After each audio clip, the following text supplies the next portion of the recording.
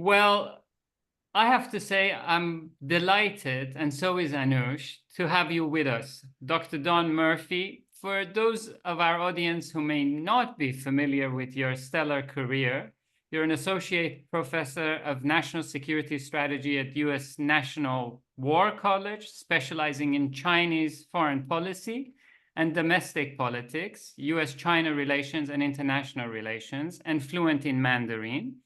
You hold a Bachelor in Industrial and Labor Relations from Cornell University, Master of International Affairs from Columbia University, School of International and Public Affairs, a PhD in Political Science from George Washington University. And I was thinking today with myself that if I'm ever reincarnated, I would like to have all of Don's, degrees. But that is a talk for another life and a tall order to live up to. You're also the author of China's Rise in the Global South, the Middle East, Africa, and Beijing's Alternative World, which is a book that I highly recommend to all of our audience to pick up a copy and make sure that they go deep into. And where to better start than Middle East and the Global South? Very few people have looked at it as intimately and as closely as you have done. There is this theme that is rising more and more and more, the international rules-based order. And this tension between Asia and the West and China, and this gravitation of global South. I recently wrote a piece and I said international rules biased order, with adding an I in the middle of it. Do you think that the global South is finding itself in a very perplexing position between the emerging world order and an international so-called rules-based order? And what are your predictions as a scholar of how will the global South tilt in this context? Great. So first of all, much to both of you for having me here today. I'm thrilled to be on this particular show. And I do have to give a quick disclaimer that the views I expressed today are my own, and they do not represent the National War College, the Department of Defense, or the US government more broadly. And so the question you pose, I think it's very important, both from a policy and academic standpoint, for us to think through as far as China, the global South, and the liberal international order, which is the way I tend to frame it. But obviously, many refer to it as a rules-based order. And I think even just that framing and the way that you label it, that anyone labels it, highlights some of the tensions within that order. So part of what I try to emphasize in my work is there's many different elements of the order. And whether that be the liberal aspects on the political and economic and security side, or the Westphalian sovereignty aspects of the broader international order, in and of themselves are in tension. So I think you see this play out in the global South, especially with China's role. Because I would, obviously, global South, many countries, the ones that I tend to look at are in the Middle East and Sub-Saharan Africa. I think for many of the countries that I look at, there's many aspects of the order that they share common views with China about. So sovereignty, especially with post-colonial states, is a very important norm that is closely guarded, and that if you look at just regional organizations throughout the global South, that's often the bedrock, as it is the bedrock of the broader international order. So sovereignty is something that's strongly shared. South-South cooperation is another element of order that if we want to talk about the rules, that's not as much emphasized necessarily more in the global North, but South-South cooperation is a very important norm that is shared by these countries. In the economic sphere, there's many aspects of a liberal order that I think are shared between China and the global South. So for example, free trade in many ways, right? Capitalism, having, various, robust economic interactions, based on comparative advantage. I think you see, free trade agreements, et cetera. Many states are interested in this. I think the parts of the order, in particular the liberal order, where you have a divergence between China and much of the global South and the US and the West, would be around some of the political aspects. So around protection of human rights, democracy, other aspects of the liberal order.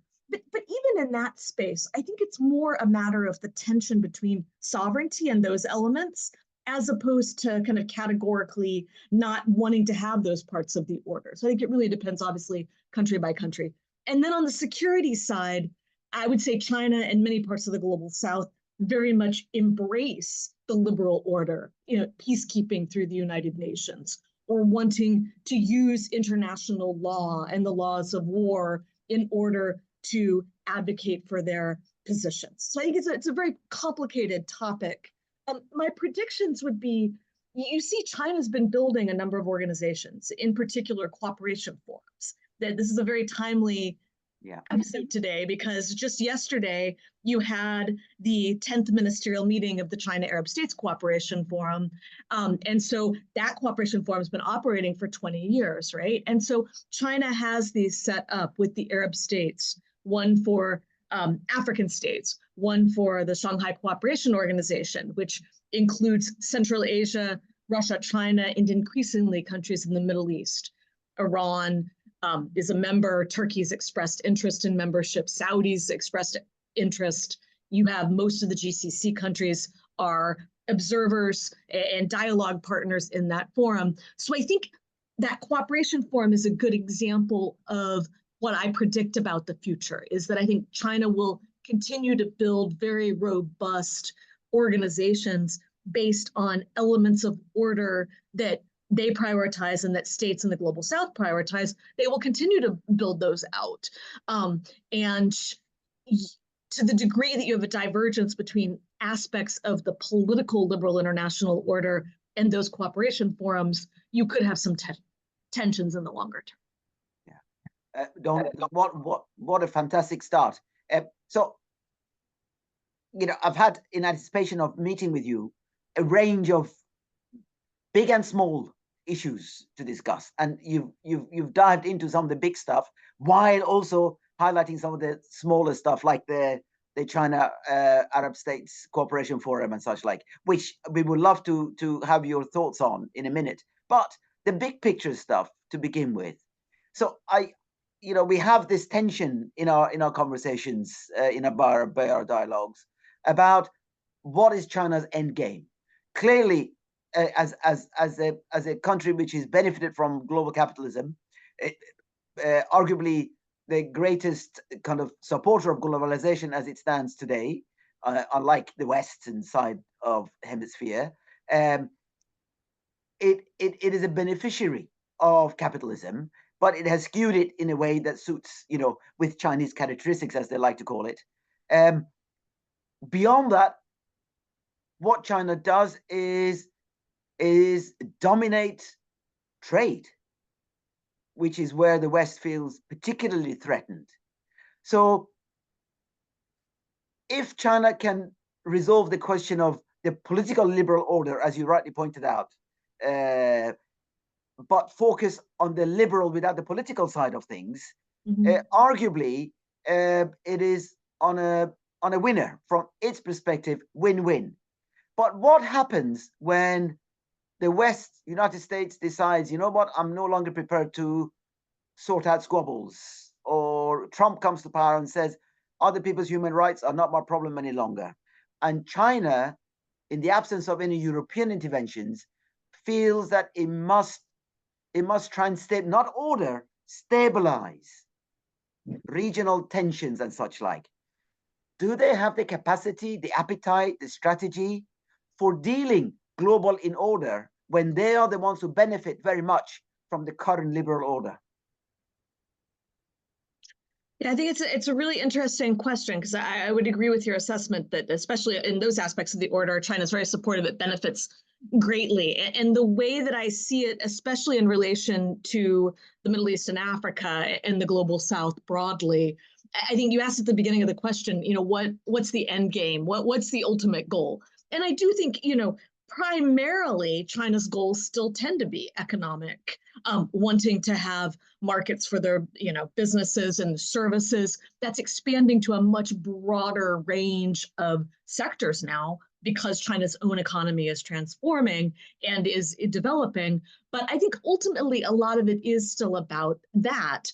So on that piece, if you think through kind of in the longer term, I think the way that they're looking at Global South is because of some of those tensions, those trade tensions with the West, the economic tensions that are manifesting themselves. I think a lot of the interaction with the Global South is a backup plan if relations with the US and Western Europe continue to deteriorate. Because when you look economically, if you look at large portions of Asia, you look at the Global South, much of the economic growth going forward, much of the population centers, they actually are within the Global South. So I do think a lot of this cooperation, it's not necessarily to displace the order, but I do think it is China building its own interactions, often based on the exact same norms in many ways, but with these organizations so that they can continue to have institutionalized interactions going forward. So I think that is one piece. On the political front and on stabilizing, which when I hear the word stabilizing, I think there's the economic stability piece, but there's also the security aspect. I think that starts to get much more complicated because on the political front, the way I think about China's interactions with these regions is their political presence and interests have been growing over decades, right? I see it as a very linear process, although the West just started to really look at this over the last few years, and it often is categorized and seen as part of kind of broader competition between the US and China. I really see it as a linear progression, them building up their economic and political interactions through strategic partnerships and cooperation forums and special envoys in many different ways. But those political interests are going to continue to grow. And the countries in these regions are very important to support China's political stance. And part of how that ties in with stability is, I think, at least up to this point, China's approach very much has been wanting to have balance among countries in these regions, having positive relations with all countries, really not wanting to pick sides, not wanting to get tied into some of the security dynamics that potentially, I think one of their biggest fears is they could get entangled into conflicts either between states or internally in states that's not in China's interest to do. So I think they are going forward still going to be very cautious. And I think we see this in so many ways. You see it between Iran and Saudi. You see it between even Egypt, for example. I bring this in because I think over the last 5 years or so, maybe a little bit longer, you've had this shifting of China's emphasis in the Middle East towards the Arab Gulf because it's more stable and there's richer countries there for certain aspects of cooperation and very much a complementary aspect of the Gulf states, the Arab Gulf states, economic visions for themselves and China's economic presence in the region.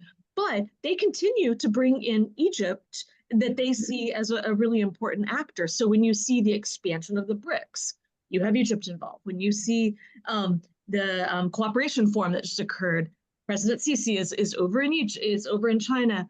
So I think they're very careful in not wanting to pick sides in regions and to continue to have this balanced approach.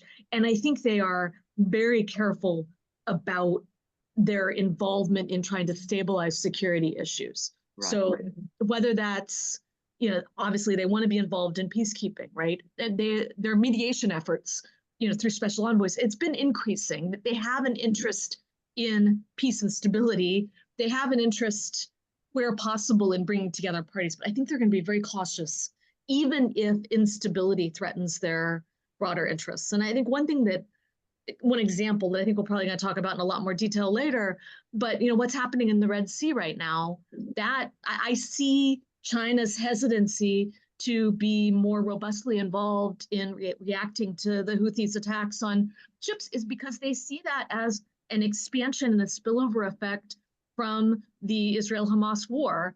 And they don't, even though their economic interests are threatened, they want to stand true to their Palestinian-leaning position and not attempt to influence that situation in a significant way. So I think they're very hesitant to become more involved on the security side. Right, and that's very clear, Dawn. But of course, the problem is that they can't probably they can't avoid it indefinitely. I mean, it's only because they are getting bigger as an actor that, you know, a country like India might say, look, all right, you know, some of this stuff is not my business. For China, given the size of it, given its footprint, in many ways, you know, it's hard to see how it can continue to look the other way. In the Red Sea, it's happy to let CENTCOM do the dirty work for it, for example. Right. But the fact that Egypt has a direct interest in there, and even if it's not involved, is kind of a nice cover for China. Mm-hmm. But if you know, there are, you know, regrown tensions between Iran and Saudi Arabia, if one of these key allies like Pakistan goes belly up, for example, mm-hmm. right? I can see the West, the United States in particular, articulating an interventionist position, even if they may not intervene.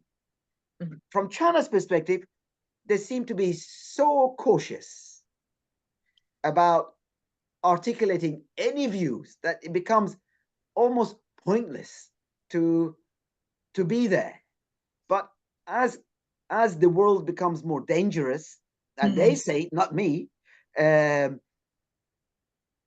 are they going to cope with these potential tensions in the absence of an American interventionist strategy in the Middle East and parts of Africa, with this you know, train crash of crises? And they're all around the corner, Dawn. You know better than I. Yeah. No, it's a really interesting question, and I think we're at an interesting inflection point potentially, right? So in thinking through your question, again, I'll bring it back to the Israel-Hamas war and the broader Palestinian-Israeli conflict. And so I think this is something that, from my perspective, China's behavior, stance, approach is very consistent with its behavior, stance, and approach before October 7th, right? It's had these views for a very long time. It's articulated it. But because of what you described, as far as today, China is a much more significant player in the international system. It has a larger presence. It is, you know, increasingly playing a mediator role between Saudi and Iran, et cetera. I would say there's been a lot more focus on what China's saying and what China's position is. And that's now being drawn in, you know, to the broader dynamic, you know, in relations with the US, in relations with Israel. And so it's an interesting point, because I think on one hand, China is, in that case, becoming more confident in expressing what its views are. It's pre-existing views. I again, from my perspective, I don't think China's views on this have changed at all, but it's becoming bolder and bolder in expressing in a public way. And at the same time, the international community is paying attention to that. So I think this is an example where if the same incident had occurred 20 years ago, I don't think anybody would be expecting China to do anything on that, right? So I do think there's certain kind of world events that are going to pull China in, but I wonder to what degree is this an anomaly in certain ways from the standpoint, this is one issue where China has picked sides, although it talks about not picking sides in general. When push comes to shove, it does have a Palestinian-leaning position, although it wants to maintain positive relations with Israel, right? So is this a one-off, or is this a broader trend? On other conflicts, I think it's an interesting and important question. But again, I just don't see in China's behavior so far. We can speculate about the future, right? And I think it's important to think through those things. But at this point, I'm just not seeing, other than them wanting to try to bring, you know, parties together and becoming comfortable with that, you know, when you look at even basing, right? So think about a public reporting that occurred about a Chinese base being formed in the United Arab Emirates, right? I think that gets very complicated from the standpoint of, I think China is quite cautious in, even though increasingly it's becoming more kind of publicly verbal about its interests in the Middle East and its vision for the region, et cetera. I don't think at this point it wants to be seen as truly competing with the US in the security sphere, right? And so, but when you look globally at, China's potential basing, it's still very limited. It doesn't really indicate a desire for power projection or those types of things. So, yeah, but things can change, right? As far as, because it's very hard to know intention. And to your point, they are increasingly articulating, the global security initiative and the global development initiatives, and they obviously want to play more of a role kind of broadly in the security space, but I don't see it in the same way that the US does.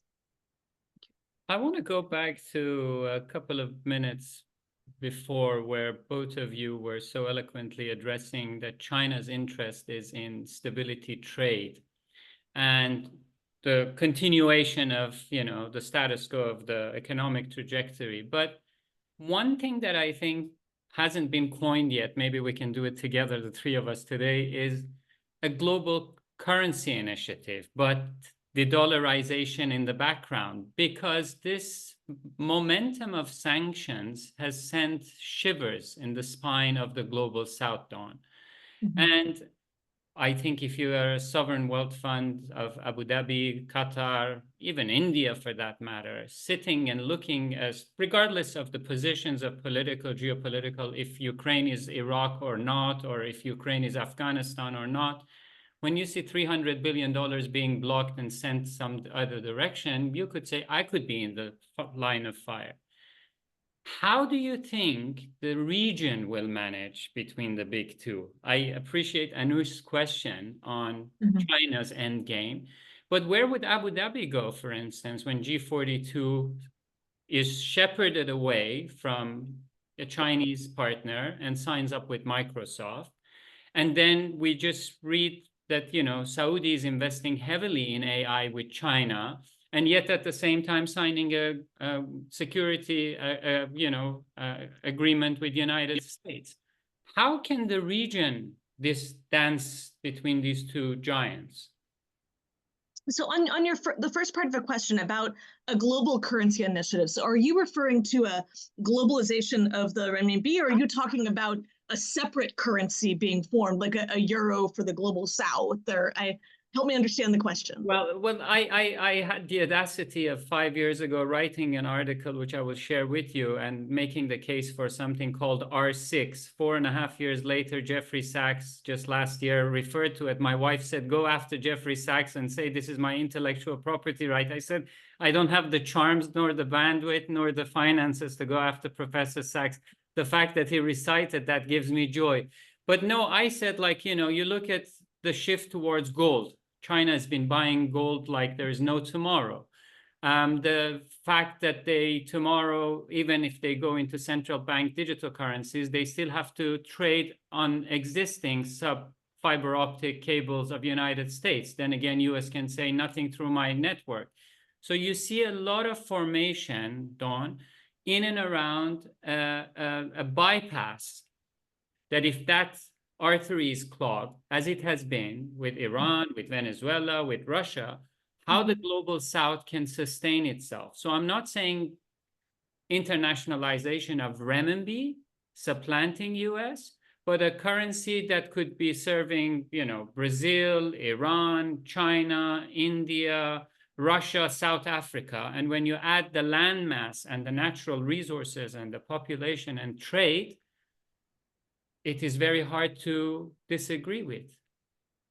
Yes, I think it's a really interesting concept, and I agree with your assessment that sanctions, not just the recent sanctions, but I think that the use of unilateral sanctions and secondary sanctions and freezes on financial assets, et cetera, I think that you are having an increasing concern throughout the global South regarding these issues, which you didn't mention this, but obviously there's been discussion over the years about Saudi Arabia having a fairly significant portion of their trade denominated in renminbi, for example, partially because of some of these dynamics. I would say also partially, I think in many ways that's more of a political statement as opposed to an economic statement. But I do think you see this trend, and I think likely there will be various kind of deviations away from the existing financial order because of that. And so I agree with that assessment. I don't know what that will look like, because I think any sort of currency throughout the global south is complicated. The renminbi, because it's not convertible, and there's many different weaknesses associated with the renminbi, I think that there's a lot of obstacles kind of more broadly for that becoming a more widely used currency in that way. But I agree with you. Countries are thinking through this, and they should be thinking through it, because they are vulnerable, and they increasingly have options, with whether that be China or India, or, as you said, Brazil. There's many different countries in the global south that are important economic drivers.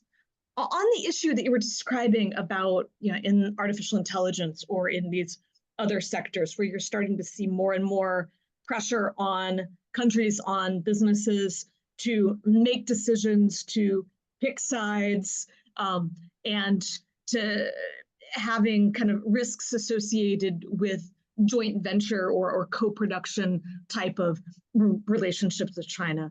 I think it's a really interesting dynamic, because, as you said, on G42 and these other issues, obviously those discussions are occurring and that pressure is being applied. But on the flip side of that, if you look at the announcements that came out from the Cooperation Forum yesterday, artificial intelligence is highlighted as a key area for cooperation between the Arab states and China going forward. So I think both things are occurring right now. I think you do on some of these high profile, G42, for example, you may have some of these large companies, just like there's been pressure regarding Huawei and other aspects of digital cooperation. So I think there is pressure. I think at this point, countries are not being forced to entirely choose sides between the US and China. But this comes back to some of the discussions earlier in the show, that if relations continue to deteriorate between the US and China and Western Europe and China, I think these countries will be encouraged or pressured to take sides more. And when we come to that point, in a much broader way, I don't know who they're going to choose. I think we need to really be thinking through that, because it's whether the Emiratis or the Saudis or Qatar or many of these different countries and businesses.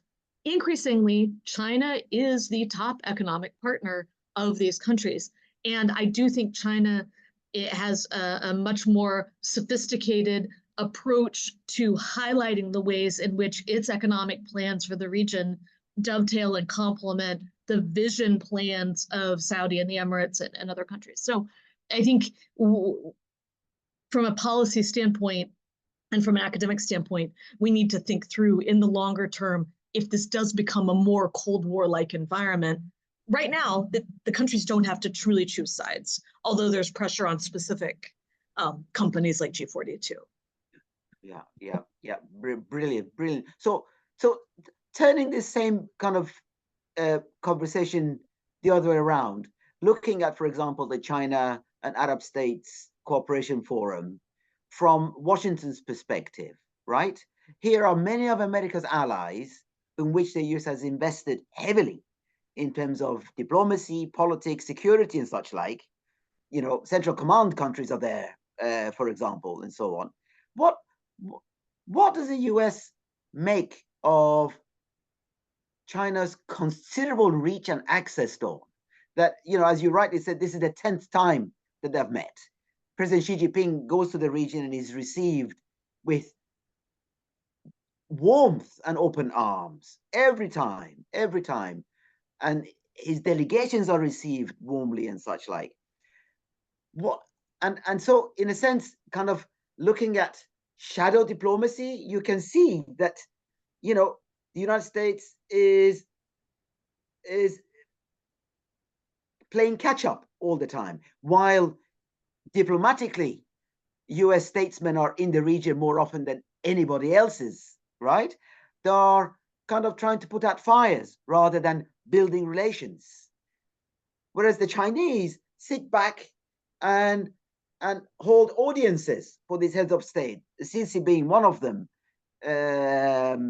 the Emirati president being there is another one, and so on, that they don't seem to have to do a lot to curry favor with the Arab states. For the US, they're running around trying to put out fires, and the Chinese are just lapping up opportunity and so on. How do the Americans see this balancing out? I mean, you alluded to this, that actually this is still a kind of game in motion, but nevertheless, I'll see the balance shifting in many ways rather dramatically in China's favor. Is that how Washington would look at this? I think it's important, and again, these are my views, right? And as an analyst thinking through these things, but I think so. First of all, I think we need to differentiate between U.S. concerns about China in Asia, in Pacific Asia, versus in the Middle East or in Africa or these other regions that are farther away from a territorial periphery, right? So when you think about it in that way, I mean, obviously there's a very deep concern about China's behavior in Asia, territorial disputes, right? But when you get outside of that region, a lot of it's more about threats to the international order, about longer term competition in various dynamics, right? And thinking through, what the world looks like in the future. So obviously the Middle East is an important area for US interests, but I think in thinking through it, we need to kind of talk about what are US interests in the Middle East, because I think that actually shapes kind of the US approach to this, right? So on the energy front, the US increasingly has energy independence, right? And I think you could argue, obviously, Middle East is still very important for global energy prices, right? So stability in the region is important. There would be concerns regarding another power that was hostile to the US, potentially of dominating oil supplies, right? But given the current state, you've got a decreasing concern in some ways regarding oil. Obviously, there continue to be concerns regarding violent extremist organizations and terrorism emanating out of the Middle East, right? You have concerns regarding a nuclear Iran, and then obviously of concerns about threats to Israel's security, right? I mean, all of these things, right? So in thinking through China's presence, so I think on one hand, there is a desire not to have China establish a presence in a way that could threaten US interests or security posture. And so what I mean by this is, if you said we've got a lot of allies, we have a lot of partners. We don't have treaty allies in the Middle East. We have a number of partners, though, that we have robust security cooperation with. So something like the Emirates, and potentially, as publicly reported, a potential base in the Emirates, a big part of the concern about that is just that the US has a lot of military presence in that country, and that China being there could pose certain, security risks to, the sharing of that technology and that type of thing, right? So I think that's something that it's an example of. I think that the US is thinking through ways to triage where are the concerns there, right? Is it a Chinese presence anywhere in the region? Is that a concern, right? On the economic front, obviously, US businesses have a lot of interests in the Middle East, but we don't have a state-directed economic presence in the region, right? So I think it's more about advocating for US businesses and their interests. And so I'm highlighting many facets of this, because I think ultimately where the approach right now is, when China is engaging in behavior that potentially could result in more stabilizing factors in the Middle East, that the US is not as concerned about that. And so I'm being careful in how I frame this, because if you think back to last year, when Saudi and Iran, there was the deal brokered between them that China was involved.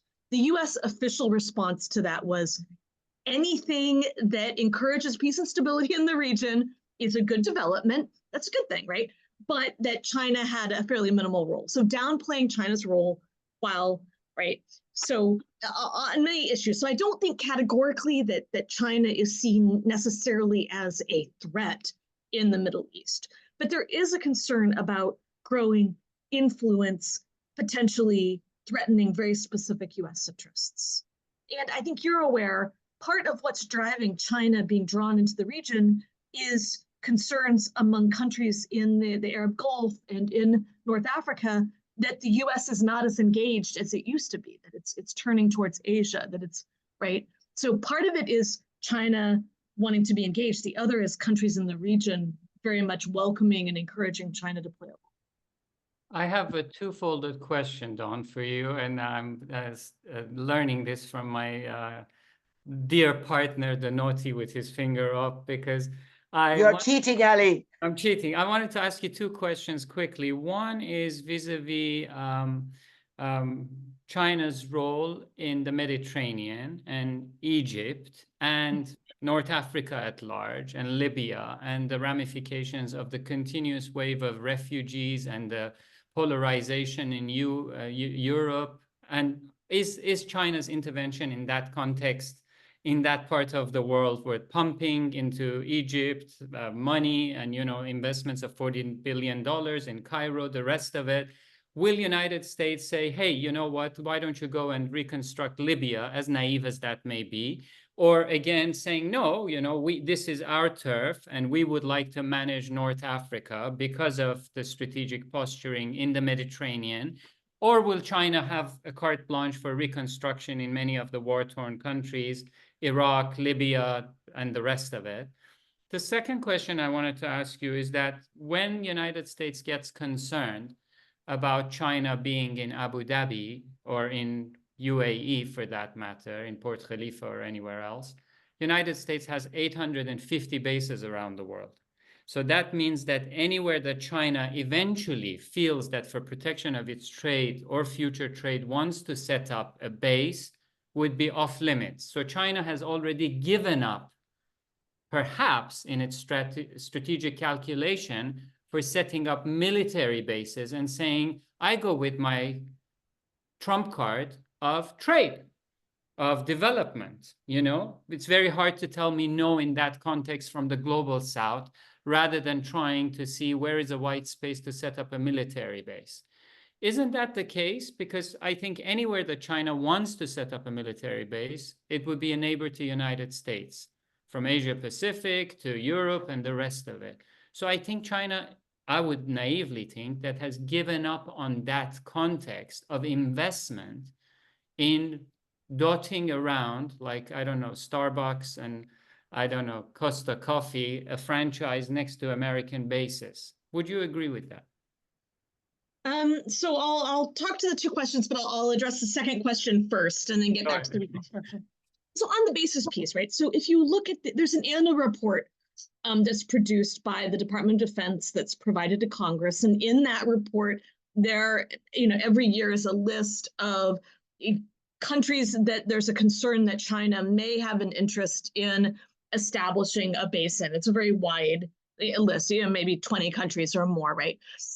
So, to your broader point, I cannot speak to whether China has changed its approach to basing necessarily as a result of some of those concerns. But I, as an analyst, think it is important for the US to triage and to prioritize, and that to make it clear there's some countries that it would be threatening to US interests to have a Chinese base co-located with US forces or US, equipment in various ways. There very well may be other countries in the world that doesn't pose any interest, any threat to US interests. So I don't think that it is in the US's interest to categorically express that China having a base anywhere in the world is threatening to US interests. And I don't think that is necessarily the approach, but to your kind of the broader question on that, I think what's important is triaging where is it concerning and where is it not, and then clearly expressing that. On reconstruction, this is something that, whether you're talking about Libya or things that I look at more closely, Syria or Gaza or these other places, right? I think there's a real role for China to play in reconstruction. They have a comparative advantage in infrastructure. That is a way for them to contribute to these war-torn environments. And I personally, as an analyst, don't think that threatens U.S. interests in any way. I think that supports U.S. interests by helping to stabilize some of these environments. So I can't obviously speak for all U.S. government officials, in any way, shape, or form on that issue. But I think reconstruction is one area where we have very specific shared interests with China. On your broader, question about North Africa, I mean, I would argue North Africa is not a very high priority area in the U.S. national security strategy broadly. Sub-Saharan Africa is also not a very high priority.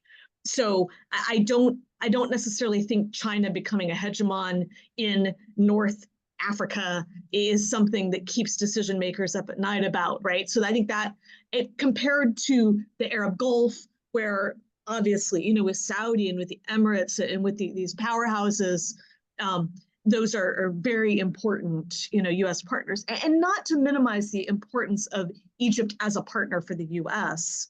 But what we've seen, I think, over the last decade or so, I may have mentioned this earlier, I think there's been this shifting in China's focus towards the Arab Gulf because of views regarding stability there. So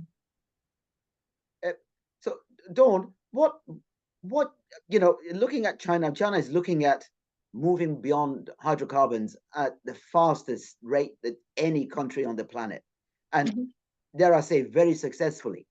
And their electric vehicle boom is likely to take over much of the world's markets, including the Western markets, making European manufacturers absolutely terrified of what this storm which is coming our way. Having seen the quality of the cars they're producing, I'm not surprised that it is creating real fear in our markets, in our manufacturers this side of the world. So when China does eventually get to the stage where the United States sits regarding energy security, that it is less dependent on fossil fuels. Okay, it'll take a lot longer than the US will. US will rely on domestic production. China will move on from fossil fuels in a certain shape. Is its meetings with its regional partners, the Arab world in particular, part and parcel of putting in the planks for a post-oil relationship, where AI has come up in our conversation already? But when you look at this kind of the list of priorities that has come out of this latest round, but also mirroring the previous rounds of meetings I've had in the region and in Beijing, is looking beyond the current relationships, right? So some say China doesn't have a grand strategy. Don't look at China in terms of grand strategy. China makes it up as it goes along. Whereas I see in the stuff that you've talked about, global civilization initiative, global security initiative, global development initiative, these bilateral meetings China has with African countries, with Arab countries, Shanghai Cooperation Organization, BRICS Plus, and so on. I see a strategy. I see a strategy of deep engagement and presence that is not predicated on transactional exchanges any longer, like fossil fuels. So in that world, the subtitle of your book is Beijing's Alternative World Order. Is that how you see this new world order emerging in the context of the stuff that I've talked about? Yeah, so I think you bring up a really important point so as you said, for quite a while, when you look at China's engagement with Sub-Saharan Africa, with the Middle East, with the Arab Gulf, a lot of it is emphasizing these much longer term plans associated with green technologies and digital infrastructure and moving past oil. So I think that's in understanding China's legitimacy in the Middle East or in the Arab Gulf. I do think part of what generates that legitimacy is, at least the way China's framing it right now, is that they want to have those partnerships, that it's not just about resources. It's about broader markets. It's about lifting these countries up in various ways. It's about promoting economic development. So if you look at what happens in the cooperation forums or foreign aid approach or the various types of cooperation, or even during COVID, right? China was out co-producing vaccines in the global South, in the Emirates, in other countries, right, and distributing them out. So I think they have a very broad conceptualization of what these relationships look like, and I think they truly see the Middle East and Africa as immense opportunities for China in the longer term for markets and for economic cooperation. So I would agree that those are elements of kind of what's driving the order, and it's something that I think, you know, analysts in the US and Europe, et cetera, really need to be thinking through, because I don't think it's not purely transactional. It's not just about oil. And I think they truly see, you know, if you look at the cooperation with Saudi, you know, over the last kind of 3 or 4 years, as you guys mentioned earlier, it's increasingly moving into these new technologies, into biotechnologies, right? And so, yeah, I think that is a big part of it. And that as China goes forward, a lot of the, not just customers, but a lot of the businesses and government entities that want to actually work together with China to create these new technologies, they're throughout the global south. Dawn, there is a lot of reconfiguration because of the war in Ukraine and Northern Corridor. Now there's talk about north-south route between Russia and Chabahar and the Persian Gulf, and India is even weighing in developing Chabahar. So the BRI is adapting to the complexities and taking shape like a Rubik cube. Every time one side is messed up, another side is fixed. Eventually it will come together. In that context, how do you see the posturing of India as well? And at the same time, are we seeing petrodollars turning into AI dollars and being recycled eastwards to be in the game and be part of a development from the GCC in the future of AI? And in that context, securing again the future of oil and gas, because AI is dependent on energy for years to come. We're not going to be running these hungry servers with solar and wind, in my humble opinion. Maybe, you know. So is there a momentum on that Rubik cube of BRI, role of India, and AI petrodollars? Right. So on those 3 questions, right? So on BRI, the adaptations, I mean, I think this is one of the ways in which China's foreign policy broadly is quite effective, because you see this even early days of BRI. And I mean, we should be clear, we talk about BRI, but at least in the regions that I examine, the vast majority of the activity that now falls under BRI was already occurring in various ways, right? This has become just an umbrella that encompasses so many different facets of China's relations with these regions. But part of what's so sophisticated in China's approach and what's been so effective is, as there's been criticism, as there's been concerns, they have been modifying their approach and modifying their behavior. So if that's around debt sustainability, or if that's around the quality of projects, or if it's around, you know, having too much of a focus on traditional infrastructure and needing to be in these other new infrastructures, it's been quite good at responding to critiques. I would say it's good at responding to critiques from the global south, not necessarily critiques from the US or Western Europe, that it sees more that in a cynical way. But when there's critique from Nigeria or from Oman or from countries in the region, I think they actually think through that. So that's the first piece. India is quite complicated, right? Because a Belt and Road, India is a country that within the Shanghai Cooperation Organization, other forums, obviously has been quite hesitant to be supportive of Belt and Road, is vocal in its concerns regarding Belt and Road. And when you look at other forums, you know, in the global south, there's clearly a competition that's emerging between China and India for kind of leadership aspects in the global south. That said, I don't think we should play that up too much, because I think India and China continue to share a lot of interests, and that China, you know, India is not significantly leaning, you know, in any direction towards the US, you know, or others, kind of, I think, more broadly. So we shouldn't, I think there's more shared interests than differences between China and India in the global south, but there is that competitive dynamic. They share a border, they're both nuclear armed powers, they have territorial disputes, right? And India, I'm not an India specialist, but I mean, India has played a very important role in various initiatives in the global south for a very long time, right? So it's not surprising that you'd have competition in those dynamics. On the petrodollars versus AI dollars, I think it's I do think there's this really significant movement towards AI and towards digital. You bring up an important point on the need for energy to ultimately support those data centers and all of that.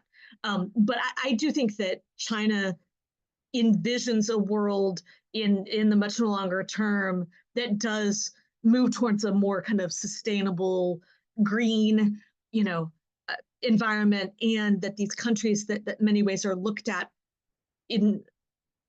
are often looked at as just resource suppliers right now. I think they see them in very different ways in the longer term.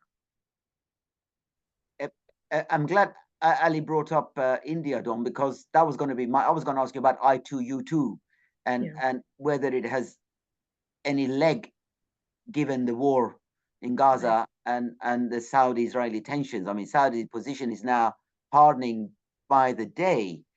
But supplement to that, I'd love to hear your views on that. But my supplementary question to Ali's was, I see in Russia's isolation, India emerging as the middle player between China and the United States.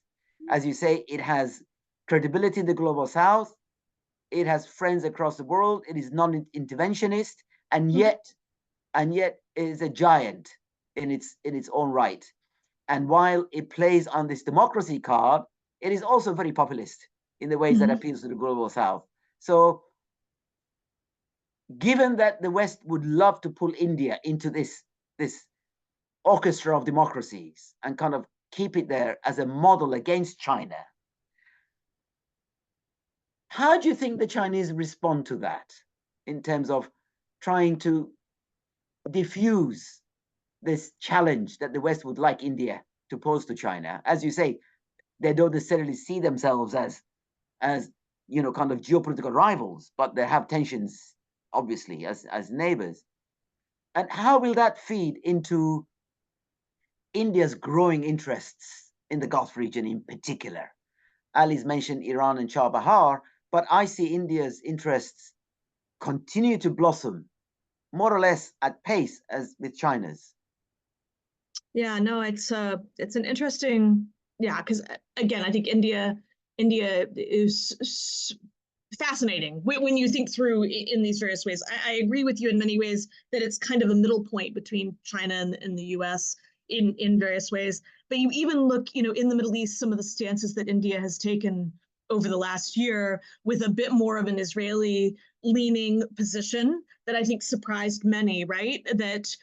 And so that could cause some disagreements within the global south, regarding that. It's really, as I said, I think at least what I've seen to date, China's approach with India, again, recognizing there's territorial disputes and tensions, I think they are trying to engage economically and in very productive ways, build up that relationship, try to continue to have very constructive interactions and not playing up the competitive dynamic, whether that's in Sub-Saharan Africa or in the Middle East.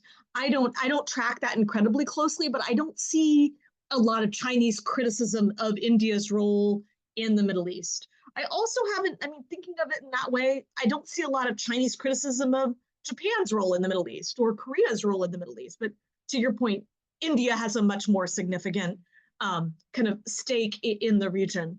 So it's an interesting question, but I think it's probably best to think about it. It's not with China and India. It's not a purely competitive dynamic. It's not a purely cooperative dynamic. We normally bring our sessions to the very end, but Anush asked you about I2U2 as well. So do you see that as a bygone, or do you think it's in coma and it will come out, or it's in where is I2U2 in your opinion? I don't know if it's bygone. I think there's so many things in the Middle East right now that are on pause and that really depend on the trajectory of the Israel-Hamas war and where, right? And so I think that's true of that initiative. I think that's true of, China's relations with Israel. I mean, this is something that I think in an ideal world, the PRC leadership would very much want for relations with Israel to go back to pre-October 7th, characteristics. So I think what you're describing, it's something that obviously is not being emphasized and that there's many problematic aspects to right now. But I don't think that means, a year or 2 years from now that it couldn't be restarted. I think it really depends on how things play out in Gaza, in relations between Saudi and Israel, and between, all of these different aspects. Because, I mean, as we all know well, there's also the potential that that conflict could metastasize into a much broader regional conflict, right? And that would have different potential ramifications for projects of that sort. Dawn, we're mindful of your precious time. A friend of mine had a son, and we were at the buffet, and he came very grumpy back to the table. And my friend told him, "What's wrong, Daddy?" And he said, "My mouth wants more food, but my tummy has no more space for it." So we would love to continue chatting and talking with you, and we would honestly love to have you back before the year end. We're so grateful for having you with us. I bring our sessions with a standard question to our guests, always to an end. And that is, if Dawn Murphy was to go on a flight with Elon Musk to Mars tomorrow and leave the earthly, humble people with one piece of advice to the cinephobes and to the cinephiles, what would be that most important message of Professor Dawn Murphy to the cinephobes and cinephiles? So I would actually give the advice that in the Middle East, and actually in Sub-Saharan Africa, but in the regions that I look at, I think there's more shared interests than differences between the US and China. And we really should be thinking through the ways in which we could cooperate, right? Whether that's about, preventing war between countries in the region, about access to resources, fighting terrorism, fighting piracy. I think there's just many shared interests in these regions that we should be thinking through, including long-term resolution of the Palestinian-Israeli conflict and other hotspot issues that really are dangerous for the region and the world. So that would be my advice. Fantastic. And Dawn, that's the soundest advice that anyone can give, but certainly from you should be listened to. I've absolutely been enthralled by our discussion with you, an hour of tremendous range of discussion, insights, analysis from you, and also your complete embrace of our probing and questions has been warmly appreciated by both Ali and myself. Having admired your work from afar and having seen you present your work elsewhere, it's a privilege for us to have you as our guest on BRI Dialogues, Dawn. So we are very grateful to you for the time, but also for the generosity of spirit and thought that you shared with us. And we really do hope to have you back with us again, probably at the time of post-November 5th, 2024, as we might be in store for a very different world order if the elections go a different direction than what has gone before. So thank you warmly for being a guest on BRI Dialogue, Dawn. Thank you so much for having me. Thank you, Dawn. Your intellectual honesty and geostrategic, geopolitical, I would say, audacity and saying things that we have to hear and we are sometimes tone deaf is a fresh breath of air to our program. Thank you very, very much. Thank you.